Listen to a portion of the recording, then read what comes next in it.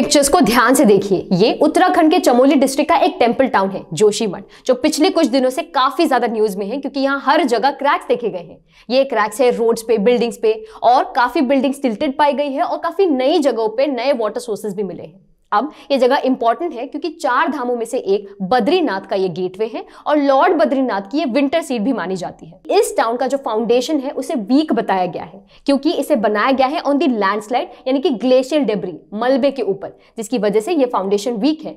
और इसी वजह से ये न्यूज में भी है क्योंकि अब ये टाउन सिंक इन हो रहा है and it is on the brink of a disaster, जिसकी वजह से ये क्रैक्स देखे गए हैं। 4000 लोगों को अब तक इवैक्यूएट किया जा चुका है और डिस्ट्रिक्ट एडमिनिस्ट्रेशन ने रेड क्रॉसेस लगाना शुरू कर दिए हैं उन पोटेंशियली डेंजरस बिल्डिंग्स के ऊपर और इमीडिएट डिमोलिशन भी ऑर्डर किया है बैडली अफेक्टेड बिल्डिंग्स के ऊपर। तो आज इस वीडियो में हम इसी सिचुएशन के बारे में जानेंगे कि ये सब क्या है, ये किस वजह से हो रहा है और सुप्रीम कोर्ट की हियरिंग के बारे में भी। तो चलिए शुरू करते हैं। चलिए अब उन रीजंस को देख लेते हैं जिसकी वजह से आज ये सिचुएशन है। सबसे पहली बात हमने ऑलरेडी कर ली है, एक जमाने में लैंडस्लाइड हुई है, यहां पर ग्लेशियल डेब्री यानी कि मलबा बना जिसके ऊपर ये टाउन बन गया। That made the foundation itself weak, यानी कि इसका फाउंडेशन ही वीक है। दूसरी बात है कि ये आता है हिमालयन बेल्ट के अंदर which is active zone, seismically active zone, यानी कि अर्थक्वेक वगैरह होने की संभावना ज्यादा है, which makes the top soil as well unstable. तो फाउंडेशन भी वीक है और आपका टॉप सॉइल भी वीक है। इसके ऊपर बहुत ही इंपॉर्टेंट तीसरा रीजन है इंफ्रास्ट्रक्चरल डेवलपमेंट। मैनकाइंड के आने की वजह से यहाँ पे इंफ्रास्ट्रक्चरल डेवलपमेंट शुरू हुआ, अनचेक्ड रहा और लोगों ने इस पर ज्यादा ध्यान नहीं दिया। इसमें एक बहुत बड़ा प्रोसेस होता है इंफ्रास्ट्रक्चर को डेवलप करने के लिए, टनलिंग का process.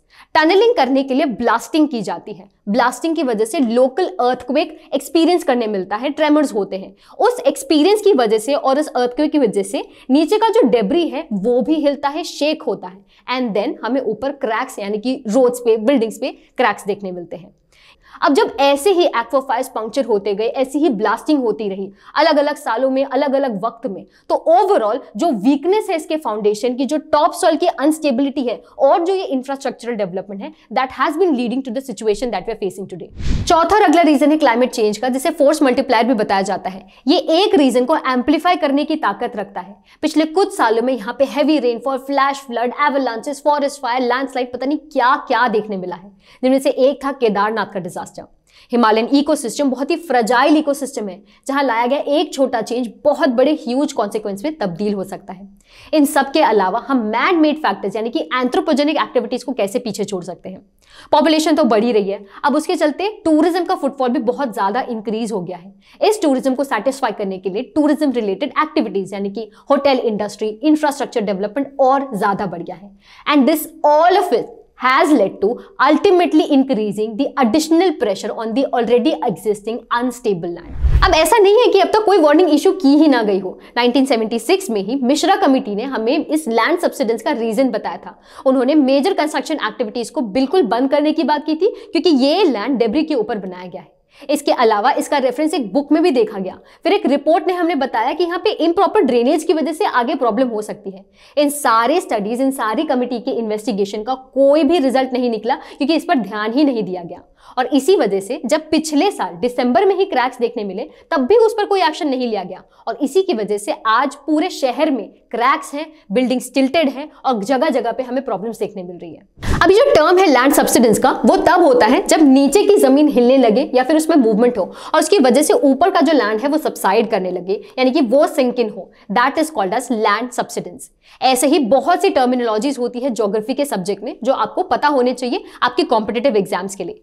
That's why we'll be here soon with a subject based course जहां हम हिस्ट्री, ज्योग्राफी, पॉलिटी, साइंस, इन सारे सब्जेक्ट्स को वीडियो लेक्चर्स के थ्रू एक्सप्लेन करने जाएंगे।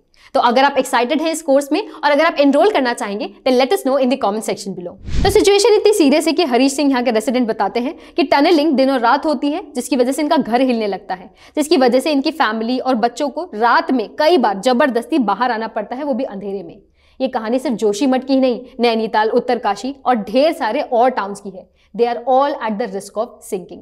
इसी अर्जेंट प्ली को एड्रेस करने के लिए सुप्रीम कोर्ट में एक प्ली फाइल की गई जिसमें जोशीमठ को नेशनल डिजास्टर करार करने की बात की गई और एनडीएमए को डायरेक्ट करने के लिए कहा गया एड एंड असिस्टेंस के लिए, जिस पर सुप्रीम कोर्ट ने यह कहा कि और भी डेमोक्रेटिकली इलेक्टेड इंस्टीट्यूशंस यानी कि गवर्नमेंट है जिन्हें इसका ध्यान रखना चाहिए besides the highest court of India.